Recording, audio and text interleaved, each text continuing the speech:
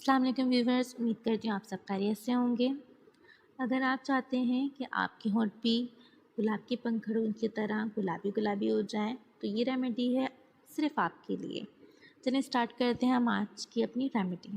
इसके लिए हमें चाहिए 1 चाय का चमचा ताज़ा मलाई और 1 चाय का चमचा ग्लिसरीन और 1 चाय का चमचा अर्के गुलाब। कोशिश करें कि मलाई ताज़ी हो दूध की, नहीं तो आप पैकेट वाली मलाई भी ले सकते हैं।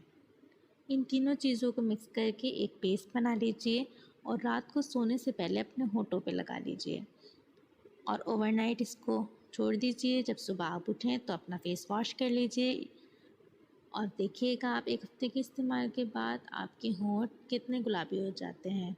उम्मीद करती हूँ आपको मेरी आज की रेमेडी बहुत ही पसंद आई होगी और अगर इस तरह की रेमेडीज़ आपको मज़ीद चाहिए तो मेरे चैनल को सब्सक्राइब कीजिए, मेरी वीडियो